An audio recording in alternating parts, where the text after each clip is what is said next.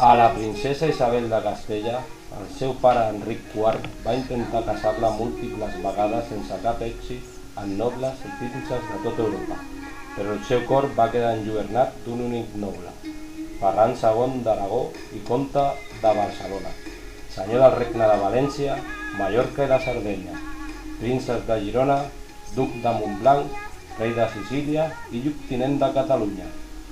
Ella s'havia fet la promesa de casar-se amb un noi que fos com a mínim trilingüe, i quan en aquest xeflis d'estiu el va escoltar parlar català oriental, es va sentir molt atreta i pertorbada. Va quedar astorada aquell dia quan en el concurs de poemes va recitar Ferran II, una innovadora estrofa de l'escriptora Montserrat Belló, deixant enrere la feixuda prosa occitana. La princesa castellana va quedar perplexa, no tan sols al sentir la seva veu emfisadora, sinó també d'aquells llavis molsuts i tentadors.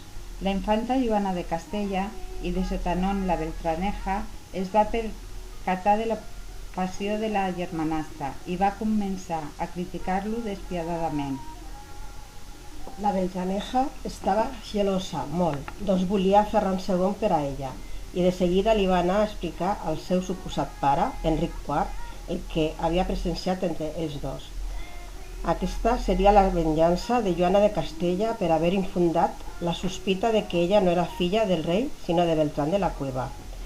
El monarca immediatament va disposar el casament de Pere de Calatrava amb Isabel, però ella no volia, doncs li anava molt ample heretar el títol de princesa d'Astúries i menys encara ser l'hereva de Castella.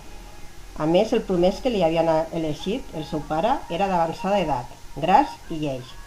I per acabar d'omplir el got, el seu accent era d'un castellà tos i sense cap res. Llavors se li va ocórrer una escaient idea.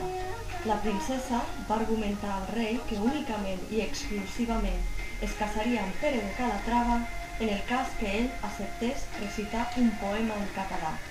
Va ser tan gran l'esforç per a Pere de Calatrava que al mig del poema va caure esmorteït a terra. Pere va morir a l'acte.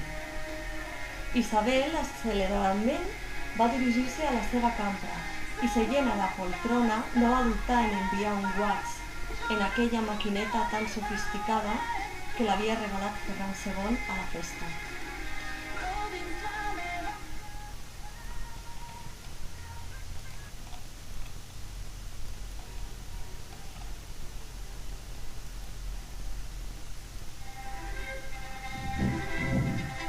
El príncep va anar a buscar-la a mitjanit i en principi volien casar-se i posar residència a l'Alguer, a Cerdanya, on ell havia instal·lat els seus negocis de telefonia mòbil i fibra òptica. Però finalment van canviar d'opinió i al 1469 es van casar a la ciutat de Valladolid perquè els hi quedava més a prop.